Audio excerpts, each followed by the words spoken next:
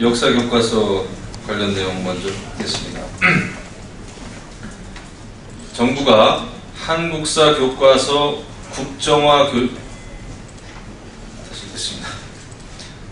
정부가 한국사 교과서 국정화 고시를 발표했습니다.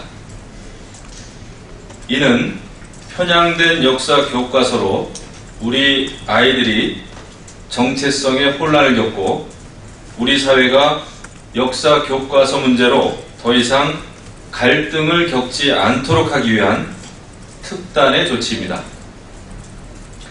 정부와 새누리당은 현행 검정체제를 유지하는 한 역사 교육에 대한 편향성 시비가 계속될 수밖에 없다고 봅니다. 현행 8종의 검정교과서 집필진의 60% 이상이 좌편향된 인사로 여겨집니다. 특정 이념 편향 단체에 얽힌 사람들이 출판사를 바꿔가면서 교과서를 집필하는 회전문 집필을 하고 있습니다. 이 같은 좌편향 인사들이 이 같은 좌편향 인사들이 집필한 교과서는 김일성 주체 사상을 강조하고 북한의 3대 세습을 북한의 입장에서 서술하고 있습니다. 또한 남북 분단의 원인을 이승만 정부에 있는 것으로 사실을 왜곡하고 있습니다. 또한 국정화가 아닌 거민정 강화를 주장하는 목소리도 있습니다. 하지만 교과서 채택 시스템이 특정한 이념 성향의 학자와 교육감의 영향을 받는 이상 올바른 역사 교과서가 학교에서 채택되는 상황은 지금으로서는 거의 불가능합니다. 지난번 특정 교과서가 출판됐지만 특정 이념 성향 다시 읽겠습니다. 지난번 특정 교과서가 출판됐지만 좌파 이념 성향의 단체들의 압력을 받아 결국에는 전국에서 단 하나의 학교만이 이 교과서를 채택한 사실이 있습니다. 이 같은 현실 때문에 우리 새누리당은 국민 통합을 위해서 올바른 역사 교과서가 필요하다는 것을 다시 한번 강조합니다.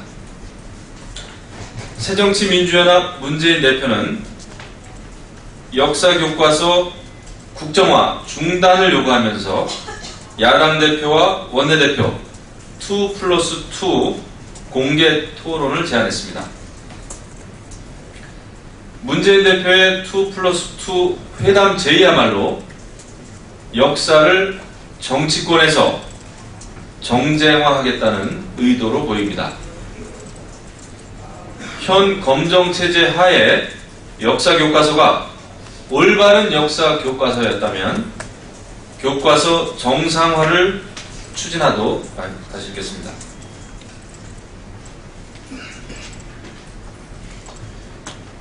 현 검정체제 하에 역사 교과서가 올바른 역사 교과서였다면 교과서 국정화를 추진하지도 않았을 것입니다.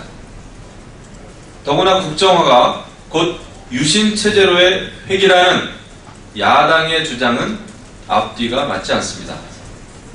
김대중 정부 당시 한국사 교과서는 줄곧 국정교과서였습니다. 야당의 주장대로라면 김대중 정부도 유신체제였다는 것인지 묻지 않을 수가 없습니다.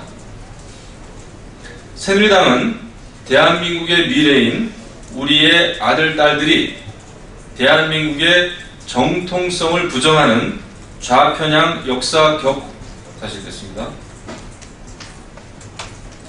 새누리당은 대한민국의 미래인 우리의 아들, 딸들이 대한민국의 정통성을 부정하는 좌편향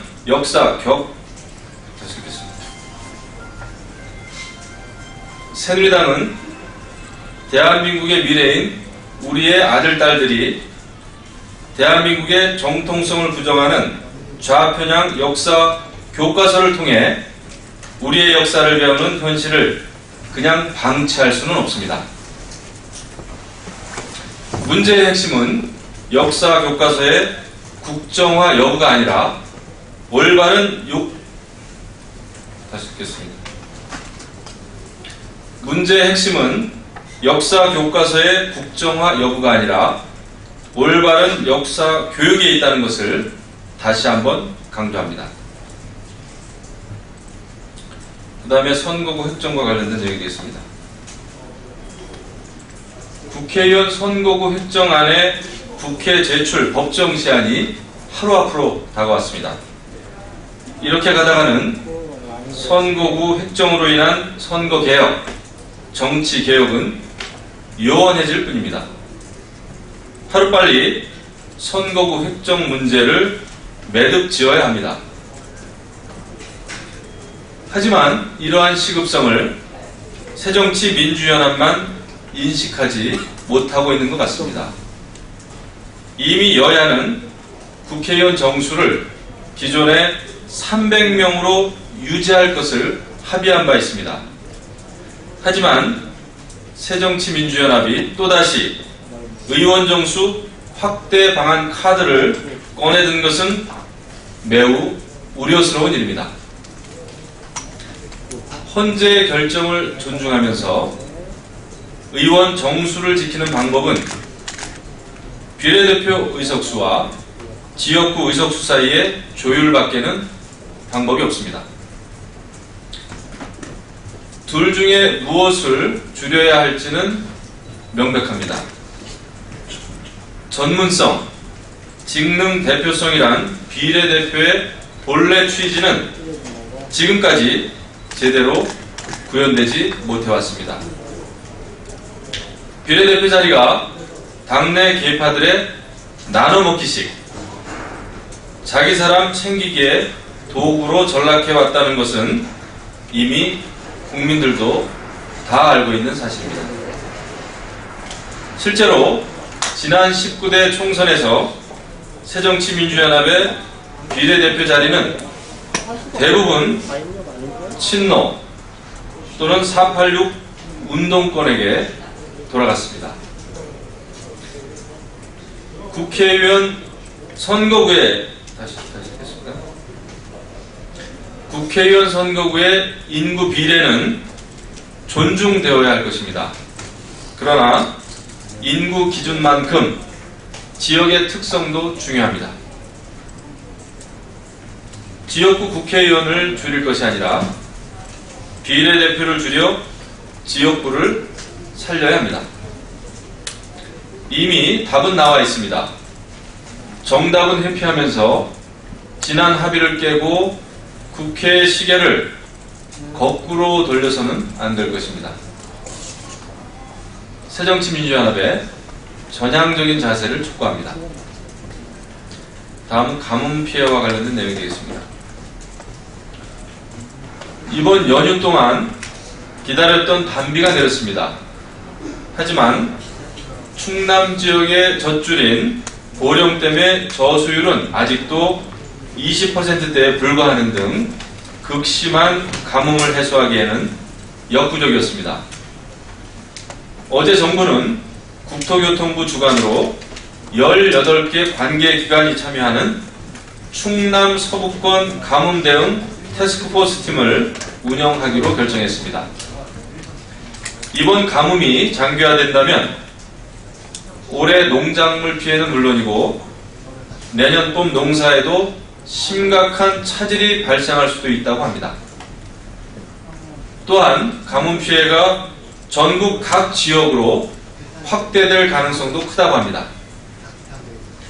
정부와 정치권, 지방자치단체는 최악의 상황에 대비한 비상계획 마련을 서둘러야 합니다. 치밀한 대응 시스템 구축을 해서 가뭄의 장기화와 상시화 가능성에 선제적으로 대응해 나가야 할 것입니다. 새누리당은 14일 관련 부처와 당정을 개최할 예정입니다. 정부의 가뭄 대책 정부의 가뭄 대책을